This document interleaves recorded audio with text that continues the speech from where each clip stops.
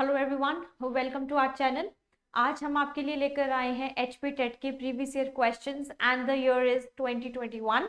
ठीक है, आज हम बात करेंगे जो आपके 2021 के अंदर आपके बायोलॉजी के जो क्वेश्चंस आए हैं एचपी टेट के अंदर, वो आपके कौन से क्वेश्चंस हैं।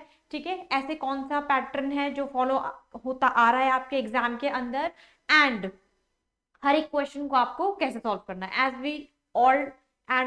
We always do in our every video. कि हम उसके अंदर क्या करते हैं, कुछ क्वेश्चंस हैं उनको सॉल्व करने की कोशिश करते हैं, एज वेल एज हम ये देखने की कोशिश करेंगे कि अगर कोई क्वेश्चन डिफिकल्ट है या कोई कैसा क्वेश्चन है तो उसको कैसे सॉल्व करना है। ठीक है जी, so let us start with the very first question is HCl is secreted by. ठीक है जी, तो HCl इज सिक्रेटेड बाय में आपका आता है कि जो आपका HCl है वो क्या है, basically this is your hydrochloric acid, और यू कैन से दैट। ठीक है, HCl क्या है, ये आपका एक वो आपका एक एसिड है जो आपका प्रेजेंट होता है आपके स्टमक के अंदर। तो इसमें पूछा गया है कि HCl इज सिक्रेटेड बाय। ठीक है, यानी कि जो HCl है उसको कौन सिक्रीट करता है, weather it is a peptic cells, goblet cells, ठीक है, और या फिर आपके ऑक्जेंटिक सेल्स हैं। देखो जो आपका HCl होता है इट इज सिक्रेटेड बाय, हम इसको और क्या कहते हैं, we also call them as the parietal cells. So HCl को जो सिक्रीट करते हैं they are called as the parietal cells. अब आप कहोगे यहाँ पर ऐसा कोई ऑप्शन तो है ही नहीं कि जहां पर वो पता हो कि पेराइटल सेल्स लिखा है, तो parietal cells are also called as the oxyntic cells जो आपके सिक्रीट करते हैं gastric juice, that is called as HCl।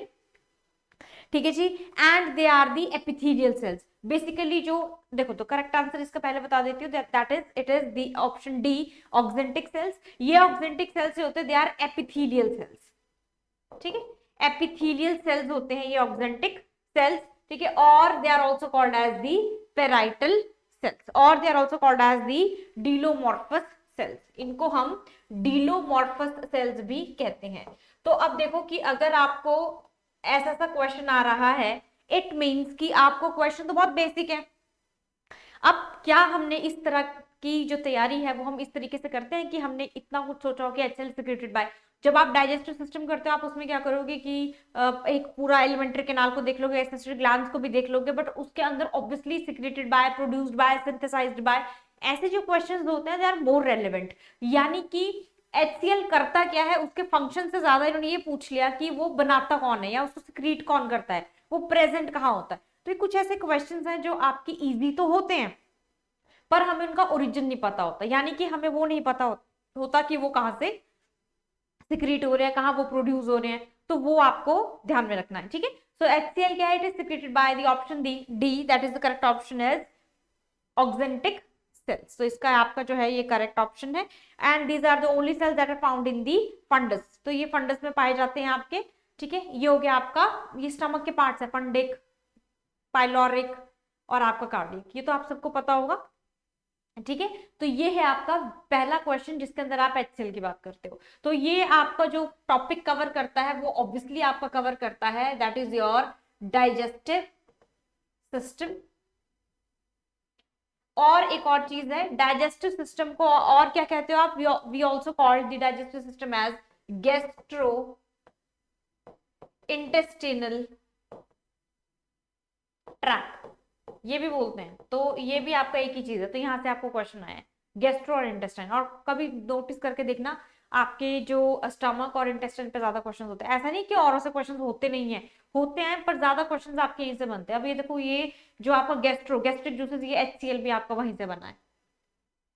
ठीक है, तो ये जो है आपको अगर कोई भी चीज करनी है, कोई भी टॉपिक करना है, तो आपको इस लेवल पर करना है कि उसका सिक्रीशन, उसकी प्रोडक्शन और उसका यूज, ये तीनों कंसेप्ट आपको क्लियर होने चाहिए हर एक टॉपिक के अंदर। Next question is joker of the plant kingdom is called as. ठीक है, जोकर किसको कहते हैं प्लांट किंगडम में, the answer is your mycoplasma. Mycoplasma जो है they lack the cell wall, सबसे पहली बात तो ये भी है, they lack the cell wall. हालांकि सेल वॉल जो है वो कैरेक्टरिस्टिक फीचर है हर एक चीज का, बट जोकर जो है प्लांट किंगडम के माइकोप्लाज्मा को आप क्यों कहते हो, क्योंकि देखो ये आपका जो माइकोप्लाज्मा है इट एज दी, बेसिकली ये कैसा है आपका, that is it is pleomorphic. Pleomorphic का मतलब क्या होता है, इट इज प्लियोमॉर्फिक। प्लियोमॉर्फिक का मतलब क्या होता है, it changes its shape from your आप ये कह सकते हो कि they changes the shapes from the spherical to the filamentous forms के अंदर वो उसको चेंज करते हैं, ठीक है। सो दिस इज योर ये आता है आपका जोकर के ऊपर कि जोकर किसको कहते हैं, प्लांट किंगडम का।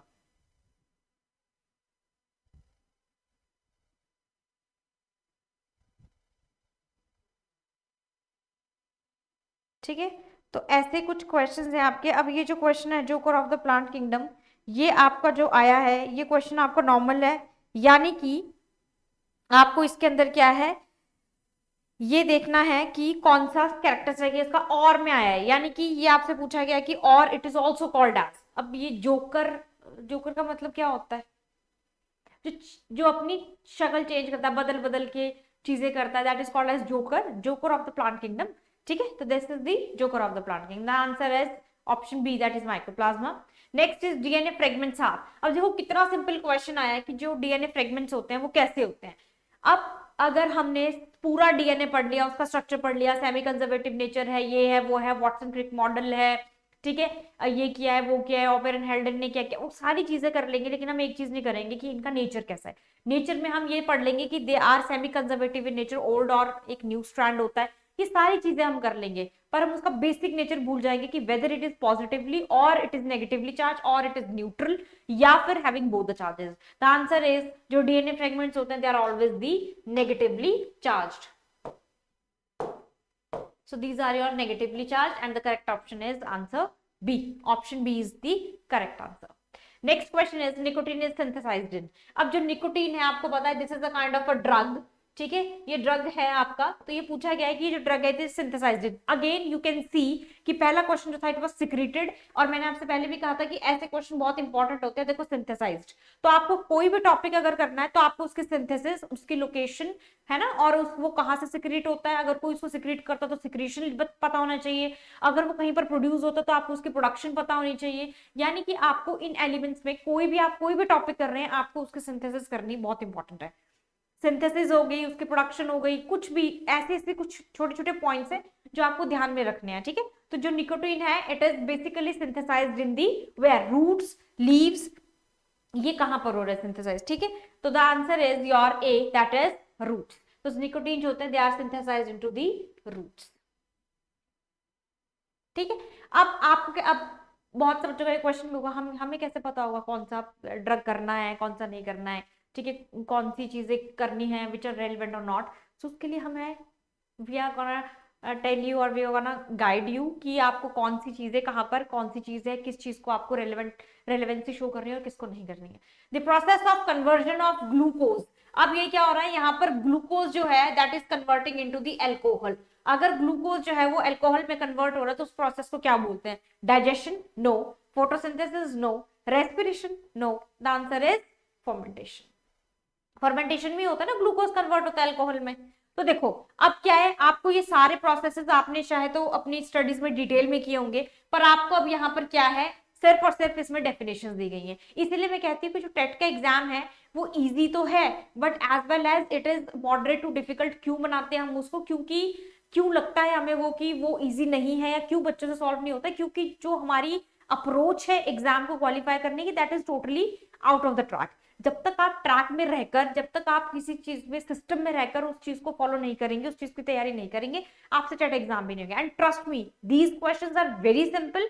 अगर आपकी स्ट्रेटेजी जो है, जो आपकी प्लानिंग है दैट शुड बी स्ट्रेटेजिक, और अगर आपकी जो स्ट्रेटेजी है किसी भी क्वेश्चन पेपर को क्वालिफाई करने की या किसी भी एग्जाम को, तो आपको कोई भी क्वेश्चन जो है वो इतना मुश्किल नहीं लगेगा, कोई भी एग्जाम क्वालिफाई हो सकता है। And as far as I am concern about this exam, तो मैंने ये चीज देखी है कि बहुत से बच्चे जो है वो टेट का एग्जाम क्वालिफाई नहीं कर पाते हैं। रीजन क्या है, क्योंकि जो हमारी अप्रोच है उस पेपर को क्वालिफाई करने की दैट इज टोटली रॉन्ग। हमें यही नहीं पता होता क्या पढ़ना है क्या नहीं करना है, सिलेबस में कौन सी चीज इंपॉर्टेंट है कौन सी नहीं है। फिर क्या होता है, हमने वो टॉपिक तो किया होता है पर फिर भी हमें उस टॉपिक से अगर क्वेश्चन आ जाए फिर भी हमें वो क्वेश्चन नहीं आता होता। क्यों, क्योंकि हमने उसकी जो बेसिक डिमांड थी क्वेश्चन की, या हमने जब क्वेश्चन पेपर देखा है, पीवाईक्यूज देखे या हमने सिलेबस देखा, तो हमने उसके अंदर ऊपर ऊपर से, फिर हम ना वो वैसे करते हैं कि मान लो आपने डाइजेस्टिव सिस्टम कर लिया, पूरा प्रोसेस कर लिया, फिर आपको लगे यहाँ से सिंपल क्वेश्चन आ जाएगा।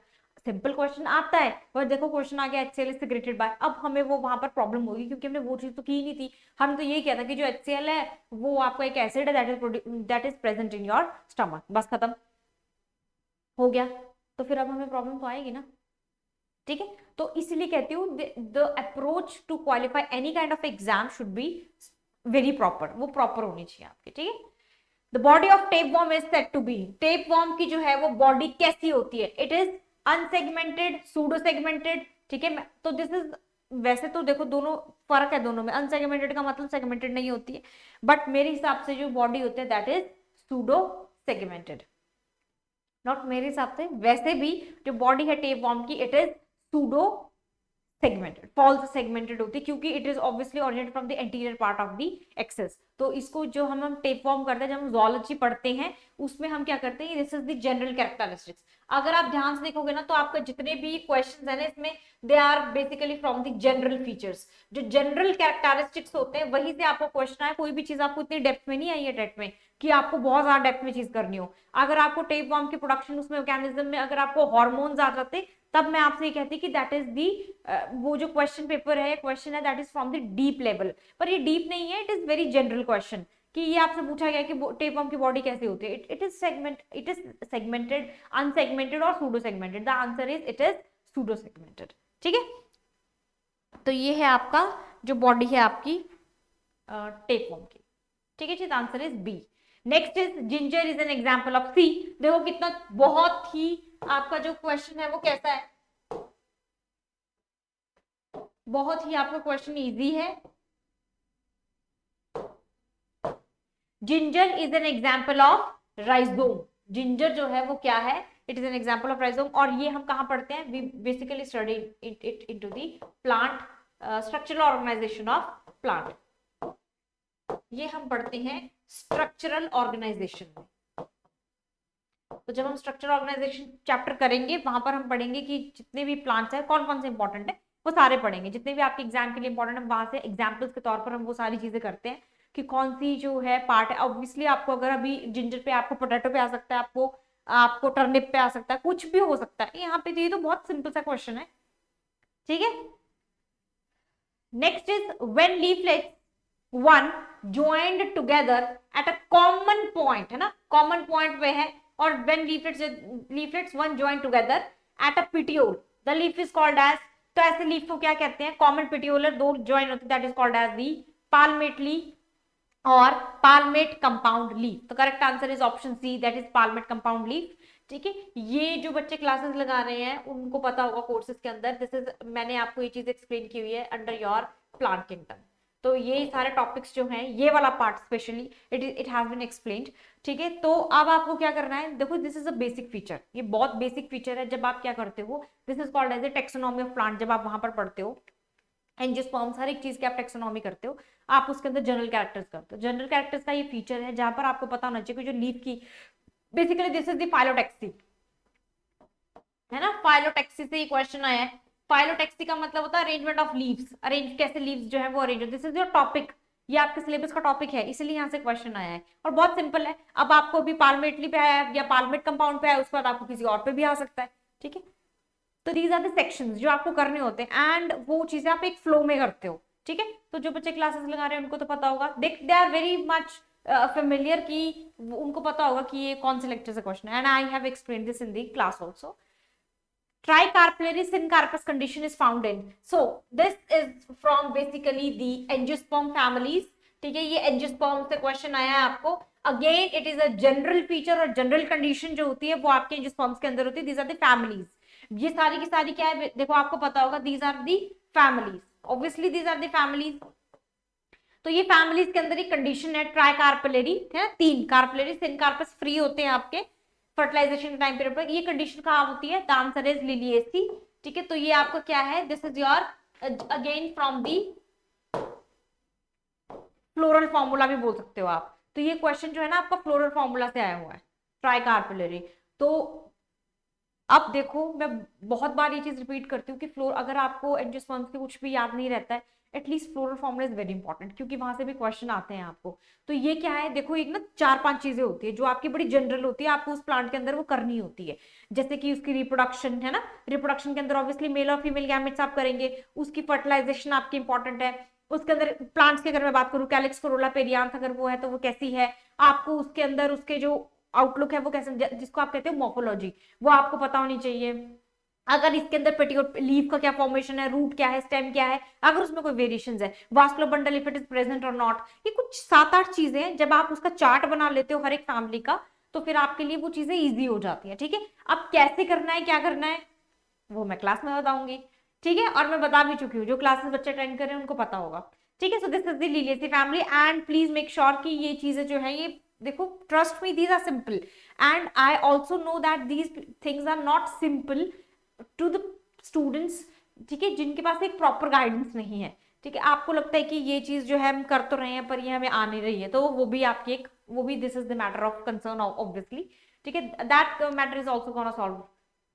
Next question is canaliculi or canaliculi can be seen in, ये क्या है बेसिकली, ये बेसिकली आपका है क्या, दिस इज ना, ये एक आपका यूनिक फीचर होता है जो मैमल्स के अंदर होता है, मैमिलियंस के अंदर होता है। इसके अंदर क्या होता है आपको, दिस इज दी, ये आपका प्रेजेंट होता है बेसिकली, मैं यही बता देती हूँ, that is it is present into the bone. ठीक है, तो बोन क्या है आपका, it is a type of a connective tissue, bone भी आपका कनेक्टिव टिश्यू की तरह काम करता है। ठीक है, that is rich in the calciums. अब इसके अंदर कैनलिक्यूलाई बोन, इसके किसके साथ, कैनलाइक्यूलाई जो है ये आपकी नर्व, वेन है ना, इन सब के साथ, एरे, इन सब के साथ, ये किस साथ, कैनलाइक्यूलाई भी जो होता है that is also present into the bone. तो ये आपका बोन के अंदर प्रेजेंट होता है। तो फीचर्स हैं and it has been covered into the skeletal system of the human, skeletal और मस्कुलर सिस्टम के अंदर हम इसको कवर करते हैं।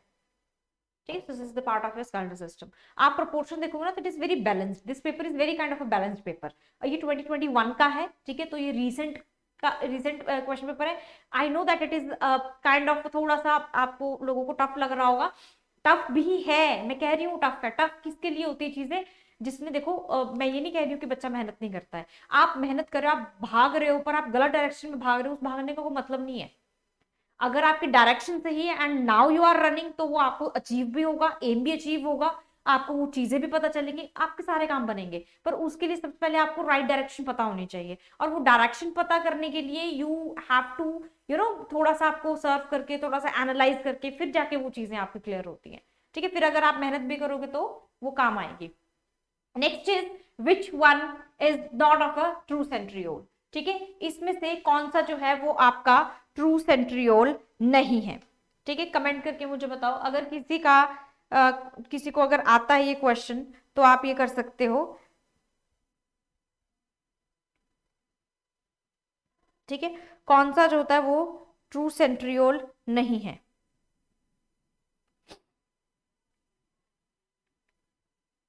विच वन या which is not a true centriole.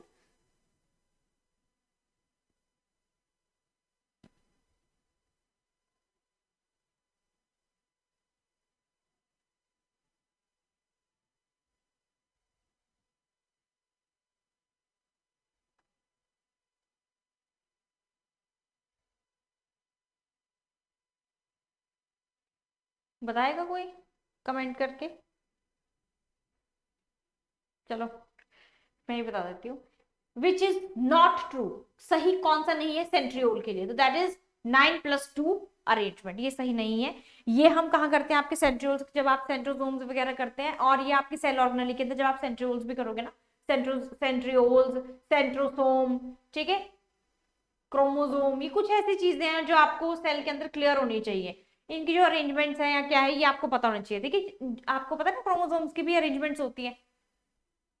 Chromosomes कैसे हैं, मेटासेंट्रिक, एक्रोसेंट्रिक, वो सारी चीजें आपको पता होनी चाहिए। तो ये आपका वहां से क्वेश्चन है। सेंट्रियोल जो है आप पढ़ते हो सेल वॉल, या सॉरी सेल चैप्टर के अंदर, ये आपकी सेल ऑर्गेनेली के अंदर आता है सेंट्रियोल, हम वहां पे भी वहीं पे इसको कवर कर लेते हैं। और सेंट्रियोल का फंक्शन कहाँ कहाँ है वो भी इंपॉर्टेंट है आपका। तो सेंट्रियोल में आप, इट इज नॉट ट्रू, नहीं पूछा है, ट्रू पूछा होता तो आंसर कुछ और होता, पर अभी नॉट पूछा है, then the correct answer is 9+2 arrangement. ठीक है, यहाँ इसका आंसर होगा ए, ऑप्शन ए। ठीक है, the sugar found in fruits, honey and nectar, very easy question and the correct answer is your fructose, यही होता है शुगर, है ना। Next is maltose is formed by the following monosaccharides. देखो maltose क्या है आपकी, this is a disaccharide, example of disaccharide तो ये ऑब्वियसली डाई मीन्स टू, दो मॉलिक्यूल्स बने हैं, दो मोनोसैकेराइड्स ने मिलकर ये आपका एक डाइसैकेराइड बनाया है। तो ये पूछ रहे कि जो माल्टोज बनता है वो कौन कौन से दो मोनोसैकेराइड से बनता है। So this is the 2 units of glucose, that is the glucose plus glucose. The answer is ए, दो मॉलिक्यूल होते हैं आपके ग्लूकोज के। अब आपको क्या करना है, देखो अब आपके लिए क्या टास्क है, जो भी ये वीडियो देख रहे हैं आप लोगों के लिए टास्क ये है कि आपको इन तीनों का बताना। ऑब्वियसली ग्लूकोज प्लस गैलेक्टोज मिलके भी कुछ बनाएंगे, फ्रक्टोज मिलके कुछ बनाएगा, फ्रक्टोज गैलेक्टोज मिलके बनाएगा, तो आप मुझे बताएंगे कि ये मिलकर क्या क्या बनाएंगे। इससे क्या होगा ना, आपका कोई और जो शुगर का टाइप है वो भी क्लियर हो जाएगा। तो ये मुझे बताना कि ये तीनों जो है बी, सी और डी, इसमें ये जो बनाए गए हैं आपके मोनोसैकेराइड्स लिए गए हैं, ये मिलकर क्या बनाएंगे। ठीक है, ये मुझे बताना कमेंट करके, जो भी वीडियो देख रहा है प्लीज मेक श्योर कि इससे क्या होगा ना, आपकी रिवीजन हो जाएगी, आपको ये पता चला। हो सकता है आपको अगला क्वेश्चन यहीं से आ जाए, इनमें से कोई एक आ जाए कि इससे क्या बनता है, और वो जो भी इससे बनता होगा, जैसे फ्रक्टोज, लैक्टोज, लैक्टोज आ गया, lactose is formed by the following monosaccharides, और ऑप्शन दे रहे हैं, फिर भी तो आप कर सकते हो। ठीक है, तो इससे क्या होगा, आपकी क्लियरेंस होगी, आपकी एक रिवीजन होती है। तो जब भी आप ये पीवाईक्यूज देखते हो, ट्राई टू सॉल्व, और हर एक चीज को करने की कोशिश करो। जो भी इसके अंदर 4 ऑप्शंस आते हैं, चारों के चारों को फिर आगे से अगेन सॉल्व करने की कोशिश करो कि अगर ये देखो करेक्ट तो हमें पता चल गया, अभी जो इनकरेक्ट है इनसे क्या बनता है वो भी तो पता होना चाहिए। ठीक है, तो वो आप उसको इसी वक्त कर लोगे तो आपके लिए इजी हो जाएगा। Iodine is an important constituent of, iodine किसका इंपॉर्टेंट कॉन्स्टिट्यूएंट है, obviously it is the important constituent of thyroxine. Thyroxine is a hormone, ठीक है, जो कहां प्रेजेंट होता है, आपके थायराइड के अंदर। इसकी जो कॉन्सेंट्रेशन है कम ज्यादा, उससे क्या होगा, आपके किसी न किसी तरह का डिसऑर्डर बोलते हैं, जैसे गोइटर हो गया है ना, वो सारी चीजें जो है आपकी हो सकती है इसकी अगर इसकी जो आपकी कॉन्सेंट्रेशन है वो कम या ज्यादा हो आपकी बॉडी के अंदर। तो this is a kind of a hormone that is a thyroxine, और it is released by the gland called as thyroid gland. ठीक है, तो आयोडीन जो है वो उसका इंपॉर्टेंट कॉन्स्टिट्यूएंट है, और जो आपका thyroid, it is the largest endocrine gland also. तो आप यहां पर इसको नोट डाउन कर सकते हैं that it is the largest endocrine gland.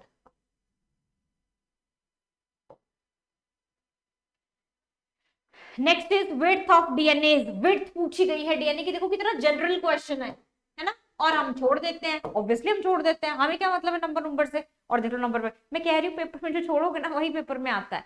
तो अभी क्या है कि बहुत ज्यादा वो नहीं करना है, एनालाइज करके आपको पेपर को देखो, यहाँ से एनालाइज करके ये तो पता चल रहा है ना कि ये जो बेसिक छोटे छोटे कैरेक्टर्स हैं जिनको हम नेग्लेक्ट कर देते हैं, they are very important for us, और हमें वो चीज करनी है। तो जो विड्थ होती है डीएनए की, इट इज 20 एंगस्ट्रॉम्स, और ये 34 वाला जो है इट इज द लेंथ। तो कंफ्यूज नहीं होना, it is the length, and width कितनी है आपकी 20 एंगस्ट्रॉम। ठीक है, next question is messenger RNA is a polymer of. तो मैसेंजर आरएनए किसका काम करता है, न्यूक्लियोसाइड डीऑक्सी, नो, आरएनए तो है ऑब्वियसली, आरएनए का पार्ट होगा मैसेंजर आरएनए। जो आपका आरएनए है ना, ये 3 तरह का होता है, messenger RNA, ribosomal RNA and your transfer RNA. तो यहां से क्वेश्चन पूछा गया है जो मैसेंजर आरएनए वो किसका पार्ट है। तो मैसेंजर आरएनए जो है it is the part of और a polymer of which, that is ribonucleotide. Side और टाइड में फर्क होता है, देखो न्यूक्लियोसाइड और न्यूक्लियोटाइड में फर्क होता है। न्यूक्लियोटाइड के कॉम्पोजिशन में आपके शुगर, नाइट्रोजन और फॉस्फेट आते हैं, वेयर एज न्यूक्लियोसाइड के अंदर आपका फॉस्फेट ग्रुप जो होता है इट इज एब्सेंट। तो ये आपका, तो इसलिए ये नहीं है, और डीएनए का तो ये हो ही नहीं सकता। तो answer is ribonucleotide, tides not sides, sides इसलिए नहीं है क्योंकि इसके अंदर फॉस्फेट ग्रुप प्रेजेंट नहीं होता है। नेक्स्ट इज टर्गर प्रेशर, और टर्गर प्रेशर इज ऑलवेज, देखो यहाँ वो मिसिंग है, it is equal and opposite to. तो टर्गर प्रेशर जो होता है it is always equal and opposite to the wall pressure. ये क्या आपके सेल के अंदर आता है, जैसे टर्गर प्रेशर जो है it is the it is the part of your cell, है ना, सेल के अंदर जो आपकी वो होती है जो कि वो बर्स्ट हो रहा है, स्वेल हो रहा है, वो टर्गर प्रेशर जो इंडिकेट होता है वो होता है आपका, and it is always equal and opposite to the wall pressure. Next question is which of the following elements is micronutrient? See, I have a doubt in this question. I have a doubt, not doubt in that sense कि मुझे पता वो नहीं है। See, there should be which of the following element is not a micronutrient, not आना चाहिए।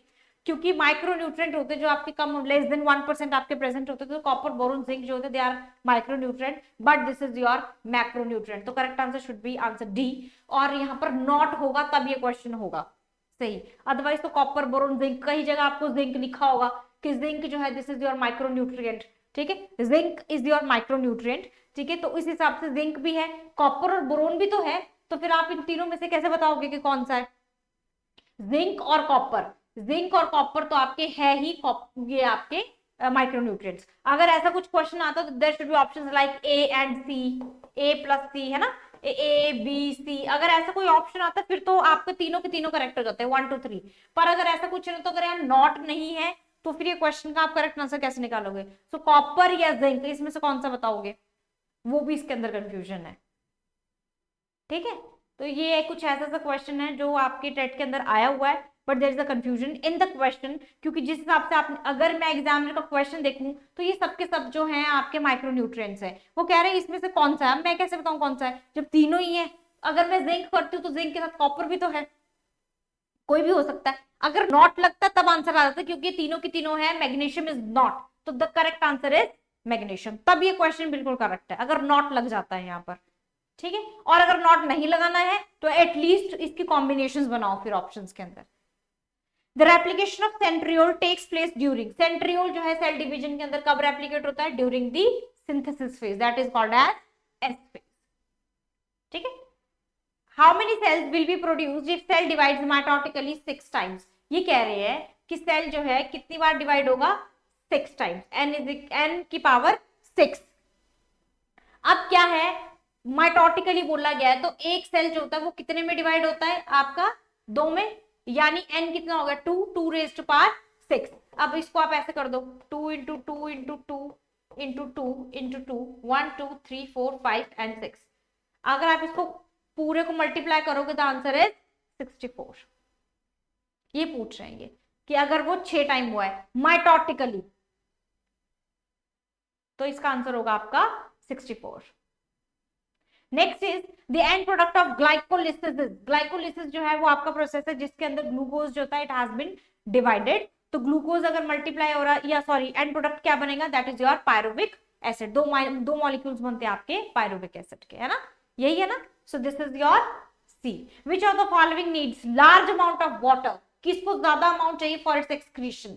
The answer is ammonia. Ammonia को excrete करने के लिए, बाहर निकालने के लिए it takes a lot of water, ठीक है। तो द आंसर इज अमोनिया।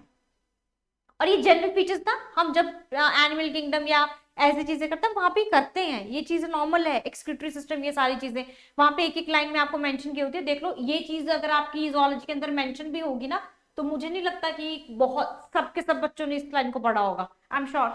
हम ये चीज छोड़ देते हैं क्योंकि हमें लगता है ठीक है ये तो क्या है, और फिर वहीं से क्वेश्चन आ जाएगा और हमें लगेगा हमने तो पढ़ा ही नहीं है। पढ़ा भी था, एक्सक्रीशन एनिमल किंगडम भी किया था, स्टिल हमसे वो चीज नहीं हुई। तो द रीजन बिहाइंड इज कि हम कोई चीज जो है जब हम लोग छोड़ देते हैं वहीं से पेपर आता है। Which cells of pancreas produces the insulin? तो अल्फा और बीटा दो तरह के सेल्स होते हैं, पर इंसुलिन कौन प्रोड्यूस करता है? बीटा सेल्स, ठीक है। The answer is beta cells. Oyster cycle जो है it is a type of reproductive cycle, और रिप्रोडक्टिव सिस्टम होता है। सबसे पहली बात तो ये आपकी कि that it is the part of your reproduction. Oyster cycle जिनके अंदर क्या नहीं होती है आपकी, जो मैमल्स नहीं है, मैमल्स के अलावा oestrous cycle is a part of your reproduction. तो this is not low, it should be cow should be the example. तब यहाँ पर एमसीक्यू बनता है। तो वहां पे कुछ ना आपके यहाँ पर प्रॉब्लम भी है पेपर के अंदर। तो जहाँ पे है काउ, शीप, रैट, तो ये जितने भी नॉन प्राइमेट्स होते हैं उनके अंदर oestrus cycle is the reproductive system. The answer is all of this. So again this is the general feature of your animal kingdom. ये भी आपका जनरल फीचर है। External fertilization occurs in, external का मतलब क्या होता है? आउटसाइड द बॉडी या फिर पानी के अंदर जिसकी फर्टिलाइजेशन होगी। और आपके जो पता है जो मैमल्स इनके अंदर इंटरनल होती है, बर्ड्स के अंदर इंटरनल होती है, रेप्टाइल्स के अंदर कैसी होती है? Internal external.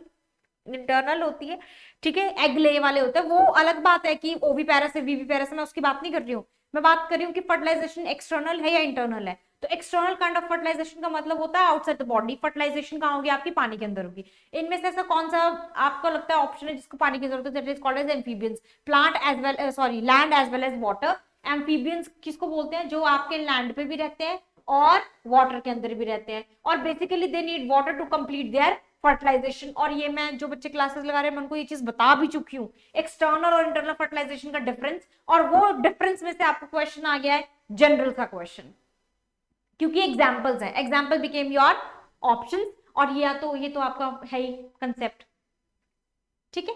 तो मैं सच में बता रही हूँ इतना मुश्किल नहीं है डट, ट्रस्ट मी।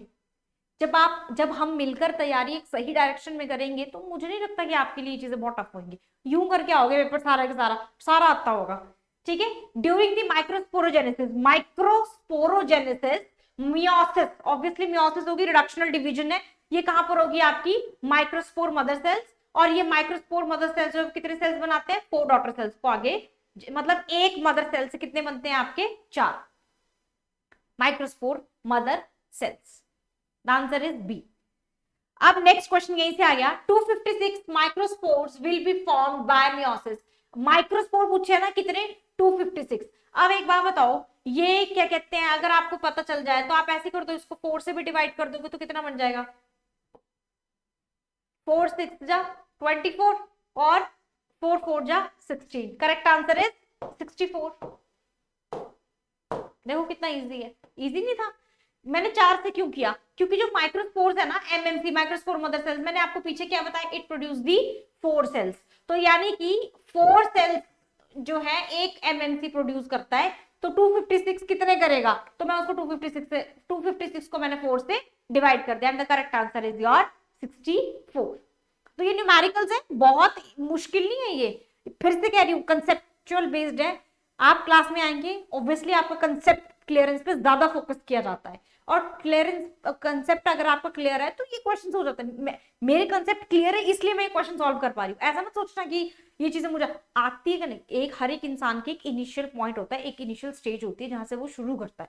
आपका भी ये इनिशियल स्टेज है, तो इसका मतलब ये बिल्कुल नहीं है कि आपको ये चीजें कभी भी नहीं आएंगी, या ये चीजें इतनी डिफिकल्ट है कि आप कर ही नहीं सकते, ऐसा कुछ भी नहीं है। एनीवन कैन डू एवरीथिंग, कुछ भी कर सकते हैं आप, ठीक है, सब कर सकते हैं, कोई प्रॉब्लम नहीं है। कॉर्पस ल्यूटियम क्या प्रोड्यूस करता है, hormone that is called as progesterone. This is your repeated question, और ये आपका अगर आप ध्यान देंगे तो ये टीजीटी के अंदर भी आपका क्वेश्चन आया हुआ है प्रोजेस्टेरॉन का, ठीक है। Next question is total number of chromosome in a person suffering from Turner syndrome. अब देखो है ना कंसेप्ट, अब आप पढ़ के जाओगे, टर्नर सिंड्रोम के अंदर मोनोसोमिक सिचुएशन होती है। मोनोसोमिक का मतलब होता है एक ही क्रोमोसोम होता है, एक नहीं होता है, एब्सेंट होता है। तो टोटल कितने होते हैं, 46। एक नहीं होगा तो कितने होंगे, 45। Simple, the answer is 45। Next question is the 3 codons which causes the chain termination. Chain termination का मतलब होता है, ये आपसे वो पूछ रहे हैं, वो codons that are stop codons, जो आपकी प्रोटीन सिंथेसिस को बंद कर देते हैं, स्टॉप कर देते हैं। तो वो कौन से होते हैं, 3, यूएए, यूजीए एंड यूएजी। तो ये आपके 3 क्या है, स्टॉप कोडोन्स है। Answer is D. Next is respiration is controlled by. Respiration को कंट्रोल कौन करता है, the answer is medulla oblongata. Respiration तो इसी से मिनट टू मिनट जो आपके जो ये रेस्पिरेशन है, it is controlled by your medulla oblongata, and this is the part of your nervous system, जहां पर आप 5 जो मेन पार्ट है आपके, ये 4 तो यही हो गए, ये जो आपके पार्ट हैं ब्रेन के, इनको आप डिटेल में करते हो, इनके फंक्शंस जब डिटेल में करोगे, जनरल कैरेक्टर्स करोगे, तो आपको आंसर पता होगा कि रेस्पिरेशन तो मेडुला ऑब्लोंगेटा के अंदर आता है, ठीक है। नेक्स्ट इज अगर कार्बन डाइऑक्साइड जो है, इफ इट इज, ये ब्लड आना था यहां पर, इन द ब्लड इंक्रीजेस, तो ब्रीदिंग कैसी होगी। अगर कार्बन डाइऑक्साइड जो है वो ब्लड के अंदर ज्यादा होगी, इसका मतलब ये होगा कि जो आपकी एफिनिटी है हीमोग्लोबिन की to attach with the oxygen, it has been decreases, है ना, तभी तभी तो कार्बन डाइऑक्साइड। और कार्बन डाइऑक्साइड क्या होगा, टिश्यू के अंदर क्या होना शुरू हो जाएगा, आपका रिलीज होना शुरू हो जाएगा। उससे क्या होगा, आपकी जो ब्रीदिंग होगी उसको, इसको बोर इफेक्ट बोलते हैं, बोर इफेक्ट, ठीक है। तो इससे क्या होगा, आपकी जो ब्रीदिंग है it should be faster and deeper, तो उससे फास्ट और डीप हो जाएगी, स्लो नहीं होगी। कार्बन डाइऑक्साइड की वजह से breathing will be faster and deeper. Odd one is, इसमें से ऑड वन आपका कौन सा है, तो ऑड वन जो है आपका दैट इज सी कुकुम्बर, क्योंकि ये तीनों क्या है, स्निडेरियन या निडेरियंस हैं आपके, and this is the only one that is your echinoderm. Sea cucumber जो है इट इज दी इकाइनोडर्मेटा। तो ये क्लासेस है, again it is from your animal kingdom. देखो पहली बात तो ये है कि ये आपका एनिमल किंगडम से आया है, और दूसरी बात ये है कि ये बहुत डेप्थ में नहीं है। Again these options are basically the examples. अगर आप देखोगे ना तो जब आप एनिमल किंगडम पढ़ते हो तो ये आपके एग्जांपल्स हैं कि कौन सी क्लास के अंदर या कौन से फाइलम के अंदर कौन सा आता है। तो ये examples, now your examples became your MCQs, बस यही होता है। This is how we actually prepare. ठीक है, the answer is C. Next is pollen tube enters the embryo sac. ये आपका again this is from your fertilization और your pollination, यहां से होता है। तो क्या होता है, पोलन ट्यूब जो था माइक्रोपाइलेंट से वो आपके आपके जो एंटर करती है स्टिग्मा से, एंटर करते नीचे जब जाएगी तो दो सिनर्जी सेल्स के अराउंड जो होगा आपका वहां से वो। तो answer is through one of this, दो सिनर्जी के उसमें से ये आपके पोलन ग्रेन्स जो they enter into the embryo sac to get fertilized. Chance elimination of alleles from small population. Elimination of alleles from small population को आप क्या बोलते हो, जेनेटिक ड्रिफ्ट। उसको आप जेनेटिक ड्रिफ्ट कहते हैं जब एलिमिनेशन हो किसी चीज को। तो जीन्स में क्या हुआ, चेंज हुआ है, तो this is the genetic drift. Core element of chlorophyll है मैग्नीशियम। ये मैं बहुत बार क्लास में बता भी चुकी हूँ, और ये हम फोटोसिंथेसिस के टाइम पीरियड पर भी ये चीज करते हैं। वहां पर आप क्लोरोफिल का जब आप स्ट्रक्चर करते हो वहां पर आपको पता चलता है कि जो आपका कोर एलिमेंट है क्लोरोफिल का that is your magnesium. Child with blood group O has B blood group, मतलब फादर का जो ब्लड ग्रुप है वो क्या है, बी है, और जो मदर है उसका जो ब्लड ग्रुप है वो ए है, पर चाइल्ड का जो ब्लड ग्रुप है वो क्या है, ओ है। ठीक है, तो ये कह रहे हैं कि फादर और मदर का ब्लड ग्रुप क्या होगा। देखो अगर किसी बच्चे का ब्लड ग्रुप ओ होना है तो there should be allele that is called as I, ये होना चाहिए आपके पास डोमिनेंस का, यानी कि इन फादर के पास एक क्या है, आई है। ठीक है, और क्योंकि इनके पास ए बी भी है तो ऑब्वियसली एक जो आपका क्या होगा वो क्या होगा, ए होगा एंटीजन, और एक आपका कौन सा होगा, बी होगा, दोनों होगा। तो इसमें से और एक इनके पास क्या होगा, आई होगा। जब ये आई प्रेजेंट होगा तभी तो ओ बनेगा, डन। तो द आंसर इज आई ए और आई बी, क्योंकि इसके देखो यही ऑप्शन जिसके पास आई है और दोनों भी है, बी ए बी। तो ए मदर का हो गया, सॉरी फादर का हो गया, बी मदर का हो गया, और आई आई एलील से क्या बन गया आपका, ओ ब्लड ग्रुप बन गया। तो दोनों होंगे तभी होगा ये। ठीक है, the answer is your B. Which of the following is not a stem, इसमें से स्टेम कौन सा नहीं है। तो ये सब अंडरग्राउंड स्टेम्स है, potato, turmeric, ginger, except your turnip. तो turnip is the correct answer. ठीक है जी, अब आपका जो ये गलत टाइप हो गया यहाँ पर, turnip is the correct answer. ठीक है, this is not a stem.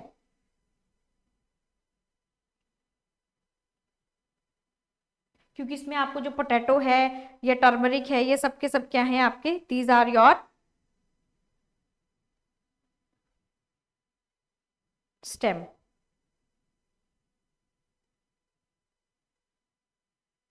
तो इस स्टेम की मॉडिफिकेशंस बोल सकते हो आप, या आप ये कह सकते हो कि इसमें से स्टेम कौन सा नहीं है।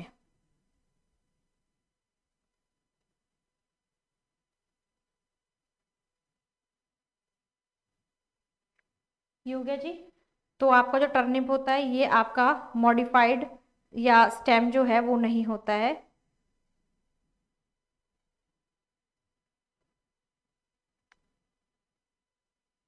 ठीक है, ये हो गया आपका टर्निप। तो यहाँ पर ना बी आएगा, not C, it should be B. Next is the first human hormone produced by recombinant DNA technology. First human hormone जो RDT से किया गया था that is इंसुलिन। इंसुलिन जो है वो आर्टिफिशियली भी तो इंड्यूस किया था, इंसुलिन के इंजेक्शन नहीं लगते, that is called as insulin. One of the synthetic oxygen है, सिंथेटिक ऑक्सीजन का मतलब है वो ऑक्सीजन जो आर्टिफिशियली आप प्रोड्यूस करते हो, that is not produced naturally. ऐसा कौन सा ऑक्सीजन है इसके बीच में से जो सिंथेटिक ऑक्सीजन है, that is called as an alpha naphthalene acetic acid. So this is your NAA, that is your synthetic oxygen that has to be produced artificially.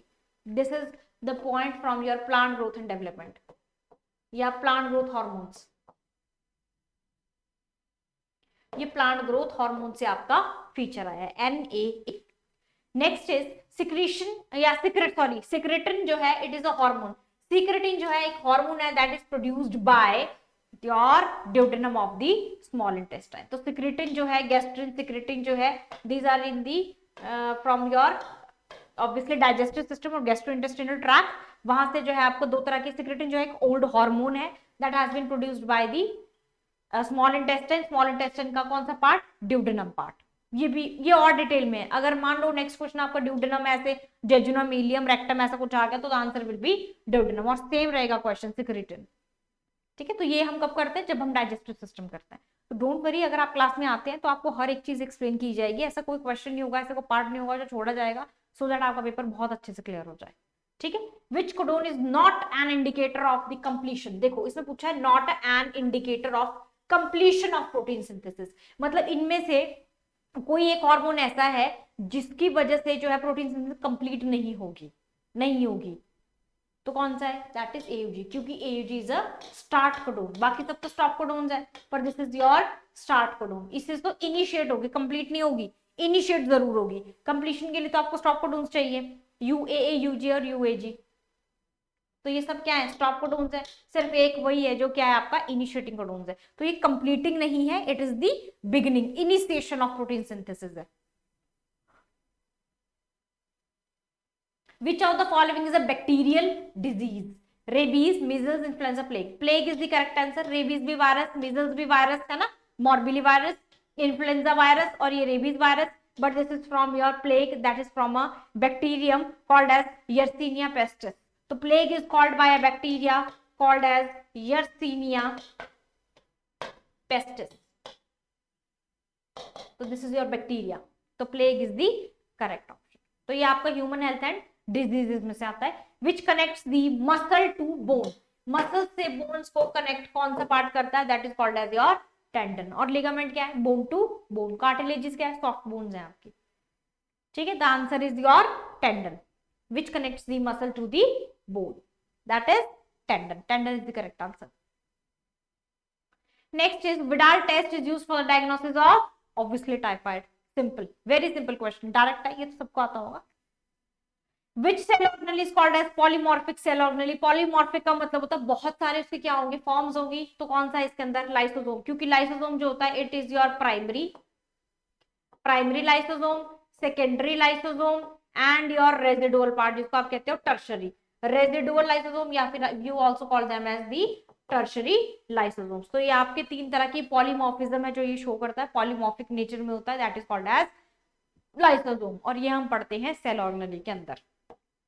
The correct answer is lysosomes. Mitochondria, ribosome, chloroplast एक जैसे ही होते हैं, इनकी कोई वो थोड़ी बदलती है फॉर्म्स, लेकिन इनकी फॉर्म्स अलग अलग है, प्राइमरी, सेकेंडरी, ये डिपेंड करता है आपका फेगोसाइटोसिस पे। लाइसोसोम के इतने सारे फंक्शंस है ना, मतलब जो इसकी मैकेनिज्म है, जब आप इसकी मैकेनिज्म देखोगे ना लाइसोसोम की, how the primary is converted into the secondary and then into the residual body and then out of the cell called as exocytosis, तब आपको पता चलेगा this is called as polymorphism. Polymorphism का मतलब क्या होता है कि आपकी जो ऑर्गेनली है it is the changing into shape, मतलब अलग अलग फॉर्म्स में ये चेंज होता है अकॉर्डिंग टू द सिचुएशन।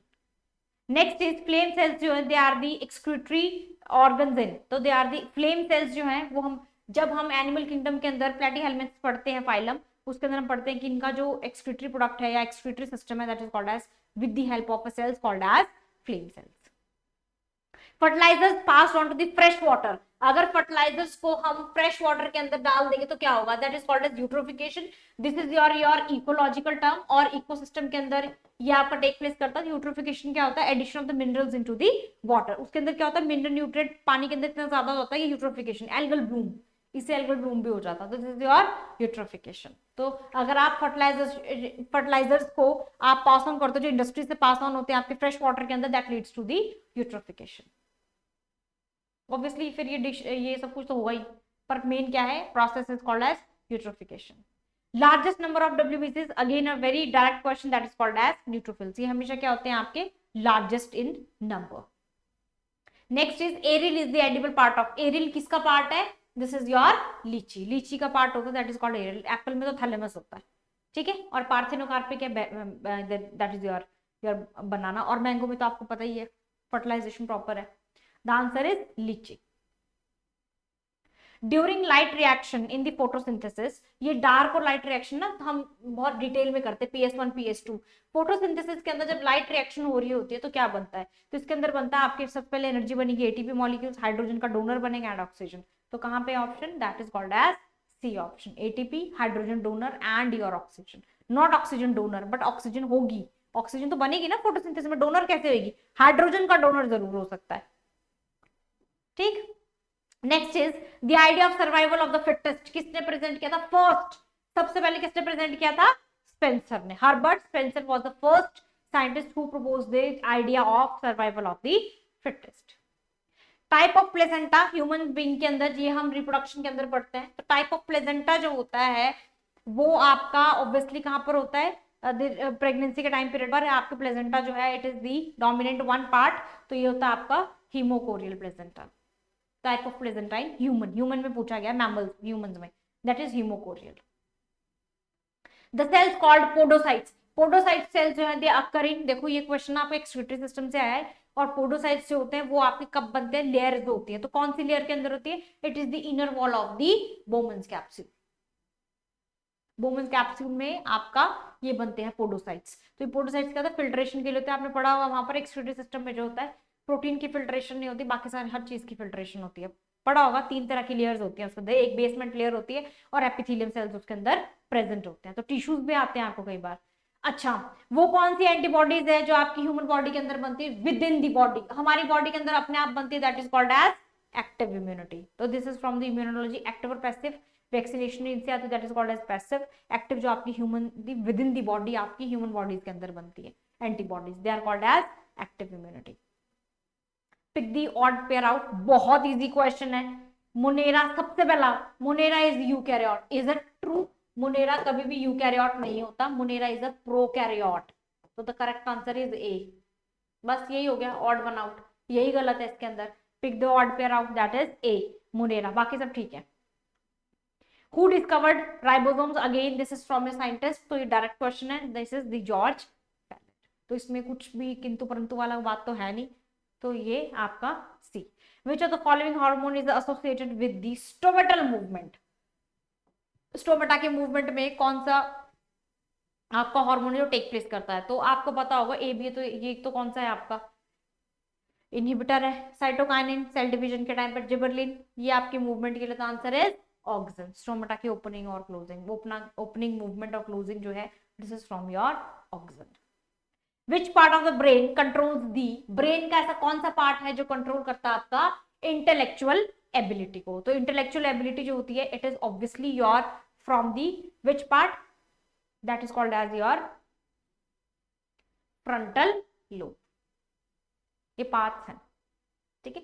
जब हम सेरेबेलम सेरेब्रम ये मैं आपको करवाऊंगी क्लास के अंदर भी, तो this is a detailed kind of topic, अगर मैं आपको एक एक चीज यहाँ पे अभी करवाने लगूंगी तो इट विल बी वेरी बहुत लंबी हो जाएगी and you people will get bored. अगर मैं एक एक क्वेश्चन की थ्योरी आपको एक्सप्लेन करने लग जाऊँ, हाँ जहाँ मुझे लगता है कि दिस आर इंपॉर्टेंट मैं आपको वहीं पे एक्सप्लेन कर देती हूँ, थोड़ा सा आपको आइडिया भी लग जाता है कि how I am gonna teach you, है ना, और हाँ मैं वो चीजें कैसे करवाती हूँ, तो थोड़ा सा आइडिया लग जाता है। ऑब्वियसली आपको पता भी होना चाहिए कि अगर कोई टीचर करवा रहा तो how it is going on.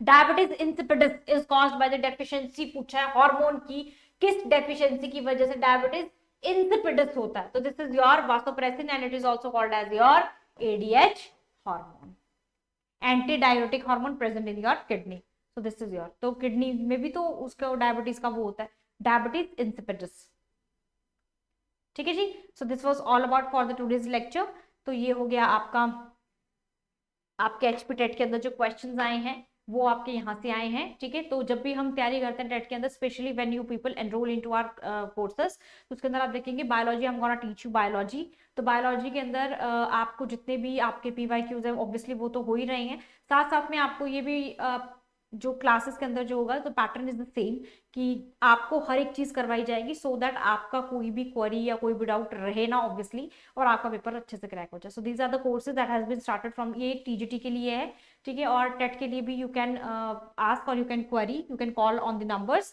So that आपका जो 24 अप्रैल 2023 से आपके जो है नया बैच स्टार्ट हो रहा है HPTGT medical non medical as well arts and commerce, same goes for the TET, ठीक है। टेट के लिए आप कॉल करके पूछ सकते हैं कि कब से कोर्सेज स्टार्ट है या कोर्सेज की एडमिशन जो है आर गोइंग ऑन, और आपको उसके अंदर लेक्चर्स मिलेंगे जिसके अंदर आपकी हर एक क्वेरी जो है वो भी ली जाएगी, और आप आई am gonna teach you biology, ठीक है। तो उसके अंदर आपको पूरी एक तरीके से आपको पूरी तसल्ली करवाई जाएगी कि ऑब्वियसली आप if your people are enrolling तो आपके वो क्वेश्चंस हैं doubts that should be cleared, ठीक है।